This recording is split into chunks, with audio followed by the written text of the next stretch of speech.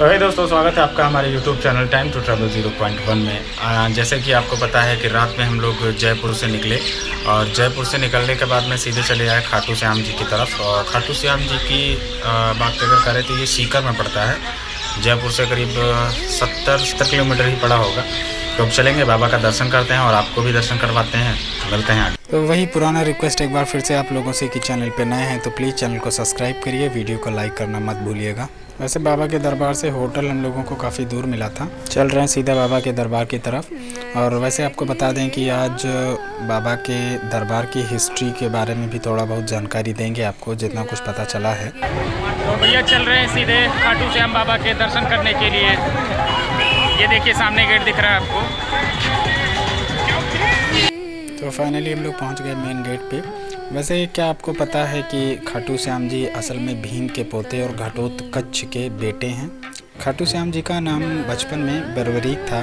अब बर्बरीक से खाटू श्याम कैसे पड़ा वो भी आपको बताते हैं आगे, कि कैसे इनके नाम का परिवर्तन हुआ, 3 बाणधारी कैसे कहलाए, इन सब चीज़ों के बारे में बात करेंगे। तो बाबा श्याम के लिए गुलाब और मोर की पंखी और इतर, इन 3 चीज़ों को ले लिए हम लोगों ने। और चूरमा भी चढ़ता है तो चूरमा भी ले लिए हैं। बाकी चलते हैं बंदर। तो मेन गेट आपको दिख रहा है, यहीं से एंटर करना है हम लोगों को। चलते हैं, बाबा का दर्शन करते हैं फटाफट।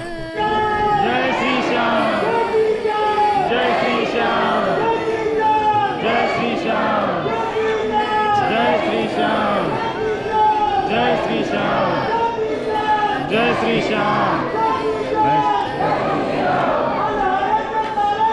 जय जय जय। बाबा श्याम में बचपन से ही महान योद्धा का गुण था और बाबा श्याम ने भगवान शिव को प्रसन्न करके उनसे ही 3 अभेद बाण प्राप्त किए थे। इन्हीं के कारण बाबा को 3 बाणधारी भी कहा जाता है।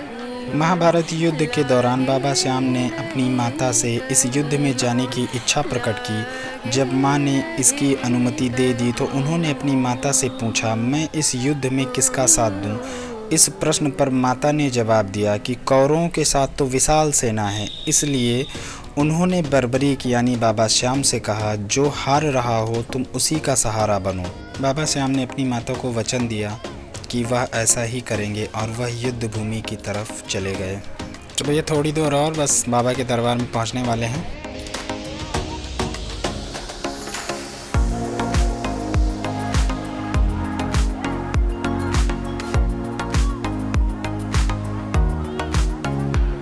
भगवान श्री कृष्ण को युद्ध का अंत पहले से ही पता था, तो उन्होंने सोचा कि अगर बर्बरीक जी कौरवों को हारता देखकर उनका साथ देने लगे तो पांडवों की हार तो निश्चित ही है। तब श्री कृष्ण जी ने ब्राह्मण का वेश धारण किया और बर्बरीक के पास जाकर उनसे उनका शीश दान में मांग लिया। बर्बरीक जी सोच में पड़ गए कि कोई ब्राह्मण मेरा शीश क्यों मांगेगा। यह सोच उन्होंने ब्राह्मण से उनके असली रूप में दर्शन करने की इच्छा व्यक्त की। भगवान श्री कृष्ण ने उन्होंने अपने विराट रूप का दर्शन दिया। इस पर उन्होंने अपनी तलवार निकाली, श्री कृष्ण के चरणों में अपना सिर काटकर अर्पित कर दिया। श्री कृष्ण जी ने तेजी से उनके शीश को अपने हाथों में उठाया और अमृत से सींचकर अमर कर दिया। उन्होंने श्री कृष्ण से संपूर्ण युद्ध देखने की इच्छा प्रकट की, इसीलिए भगवान ने उनके शीश को युद्ध के समीप ही सबसे ऊंची पहाड़ी पर सुशोभित कर दिया, जहां से बर्बरीक पूरा युद्ध देख सकते थे। युद्ध की समाप्ति के बाद सभी पांडव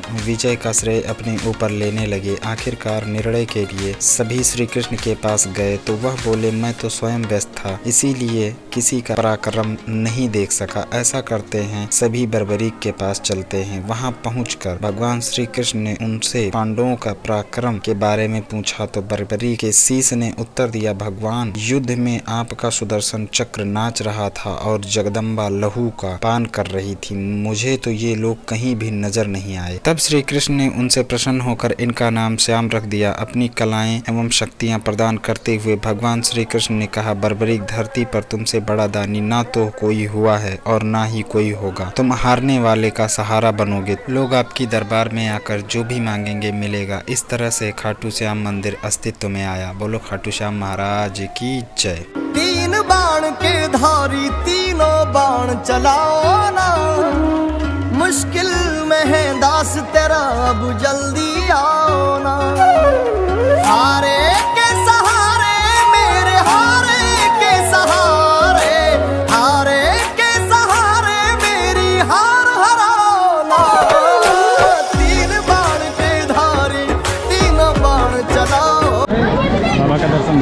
तरीके से हो चुका है। अब यहाँ से एग्जिट करेंगे। तो बाबा खाटू श्याम जी का दर्शन बहुत अच्छी तरीके से हो गया। अब चलते हैं श्याम कुंड की तरफ, जिसका श्याम सरोवर भी नाम है। ये श्याम कुंड का रास्ता जैसे ही आप दर्शन करके निकलेंगे, निकलने के बाद में आप जिस तरफ से एंटर किए थे उसी वाले रास्ते पे जब आप आएंगे तो उधर ही पड़ता है, बड़ा सा गेट आपको दिखेगा। तो चलते हैं, फ़िलहाल हम तो पहली बार जा रहे हैं तो देखते हैं कैसा नज़ारा है। और आप भी वीडियो में बने रहिए और आप भी देखिए। पहले यहाँ पे पैर धुलना है, पैर धुलने के बाद में सीधा एंटर। इस श्याम सरोवर का जल काफ़ी पवित्र माना जाता है। मान्यता ये भी है कि जो भी इस कुंड में स्नान करता है वह पापों से मुक्त हो जाता है।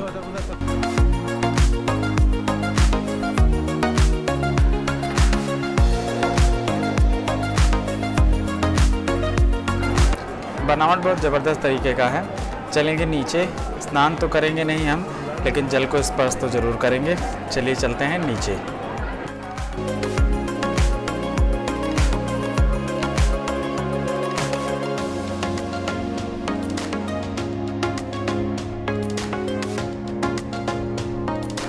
आपको बता दें कि ये कुंड तो है ही, एक कुंड और भी है जिसका प्राचीन कुंड नाम है, तो वहाँ भी चलेंगे हम लोग, दर्शन करेंगे। उसके अंदर कई सारे देवी देवताओं के मंदिर में हैं, तो उसका भी दर्शन करवाएंगे आपको।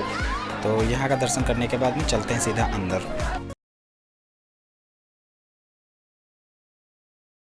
तो ये आ गए हम प्राचीन कुंड के अंदर। प्राचीन कुंड के अंदर सामने ही आप देख ही रहे हैं, चिंतामणि गायत्री मंदिर का दर्शन हो रहा है। बाबा श्याम का भी यहाँ पे मूर्ति बना हुआ है और कुंड तो है ही, साथ साथ में कई सारे देवी देवताओं के स्थान हैं यहाँ पे।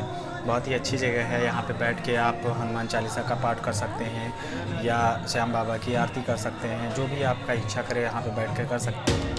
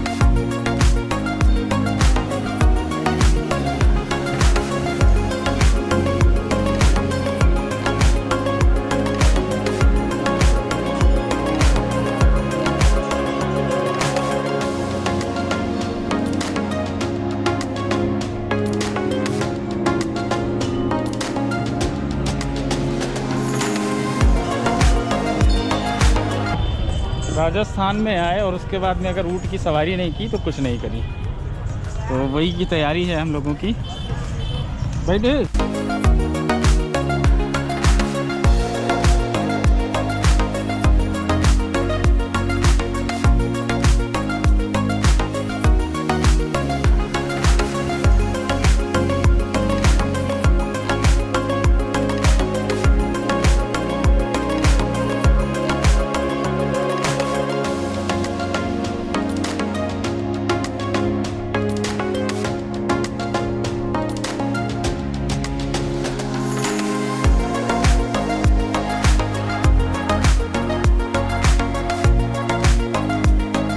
तो आशा करते हैं आप सभी को बाबा खाटू श्याम जी का दर्शन काफ़ी अच्छी तरीके से हो चुका होगा।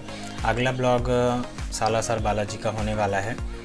अब यहाँ से निकलेंगे सीधे सालासर बालाजी के लिए, और चैनल पे नए हैं तो प्लीज़ चैनल को सब्सक्राइब करिए, वीडियो को लाइक करना मत भूलिएगा। मिलते हैं आपसे सीधे सालासर जी में, तब तक के लिए जय श्री श्याम।